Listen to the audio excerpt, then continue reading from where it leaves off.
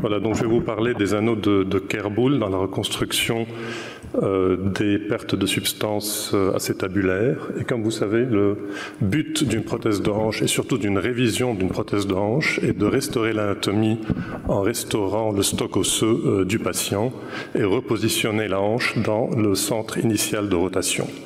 La plaque de Kerboul sert de cadre guide pour reconstruire le cotyle dans une bonne position.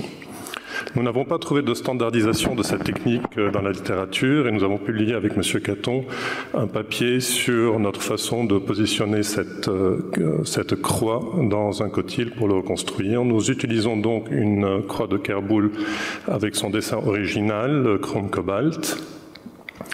Et nous avons trois étapes dans le positionnement et la reconstruction du cotyle. D'abord, préparer la cavité acétabulaire, ensuite positionner la croix dans le plan vertical puis horizontal, la fixer et cimenter une double mobilité dans la croix positionnée.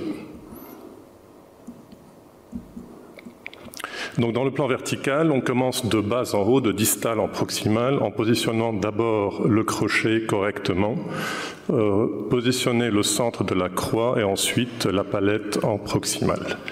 Nous tenons à garder le tissu fibrotique et le ligament annulaire, contrairement à ce qui a été décrit par M. Kerboul qui réséquait tout en bloc, parce que nous considérons que cet élément fibreux permet une stabilisation primaire du crochet dans le foramen obturé.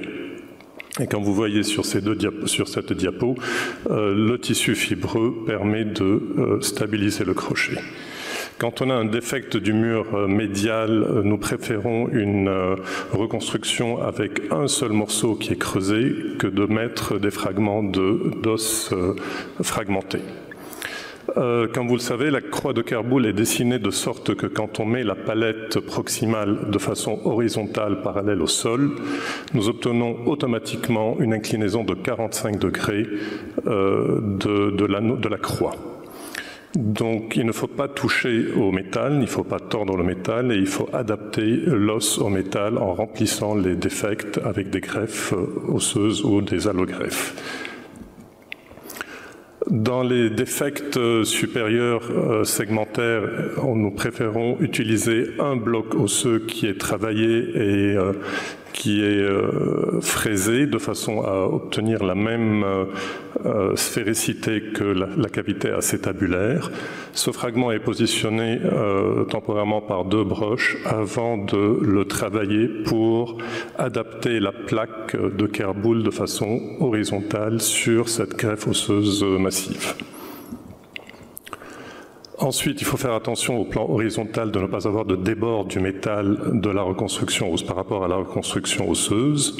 Et ce qui est très important, c'est qu'une fois que le crochet est mis en place, il faut commencer le vissage par la vis inférieure de la plaque qui permet de mettre en tension ce crochet et de stabiliser correctement la croix de Kerboul. Donc on commence par la vis inférieure, on met les deux vis latérales et ensuite on neutralise par la vis proximale.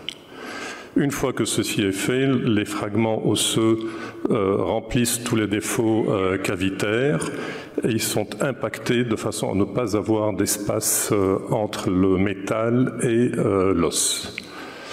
Nous tenons à sous-dimensionner la croix de Kerboul par rapport à la dernière fraise utilisée pour mettre en tension cette croix de Kerboul, parce que si on ne la met pas en tension, le crochet inférieur sort et saute de sa place. Et on diminue aussi la taille de la double mobilité utilisée pour avoir de l'espace pour un bon manteau de ciment. Donc la croix est sous-dimensionnée et la cupule est sous-dimensionnée de 2 tailles par rapport à la croix utilisée. Nous avons publié nos résultats dans 2 articles à quelques années d'intervalle et je vous montre là quelques cas. Voici le cas d'une patiente de 65 ans qui a ses prothèses depuis plus de 20 ans avec un défect supérieur segmentaire et un défect cavitaire. Elle a été reconstruite par une croix de Kerboul et une allogreffe, et vous voyez le résultat 7 ans après, avec une homogénéisation complète de la greffe et une ostéo-intégration complète. Un autre cas d'une patiente opérée d'une fracture du col du fémur par une prothèse de hanche, avec une augmentation de l'offset et un allongement de plus de 2 cm, et une fracture du ciment utilisé autour de la cupule. Et vous imaginez bien, une fois qu'on a enlevé tout ce ciment, le défect supérieur et cavitaire qu'on obtient. Elle a été reconstruite aussi de la même façon par la croix de Kerboul et une allogreffe. Un autre cas d'un patient insuffisant rénal chronique qui vient pour le côté gauche opérer d'une prothèse de hanche, et quelques temps après, il revient pour le côté droit. Et comme vous voyez, il faut recentrer cette hanche et reconstruire le cotyle. Cela a été fait avec l'utilisation du croix de Kerboul et une allogreffe. C'est une patiente de 76 ans qui se présente en 2008 avec un diagnostic, avec des douleurs des deux hanches. Au scanner, elle a senti décèlement bilatéral des deux prothèses qui ont plus de 23 ans. Je lui propose de la reprendre, elle disparaît et revient 2 ans après aux urgences avec une luxation du côté droit sur décèlement. Je la reprends, pareil, même technique, croix de Kerboul bien positionnée avec allogreffe et reconstruction du cotyle. Elle revient quelque temps après pour l'autre côté, parce qu'elle était contente du côté droit. Et vous voyez que 10 ans après, le cotyle est reconstruit parfaitement avec une ostéo-intégration parfaite. Enfin, un cas d'un patient de 55 ans, multi-opéré. Ça avait commencé par une fracture du cotyle qui avait été ostéosynthésée, opéré d'une prothèse, repris par une prothèse de hanche, une deuxième reprise de prothèse de hanche, R2 pour Roger.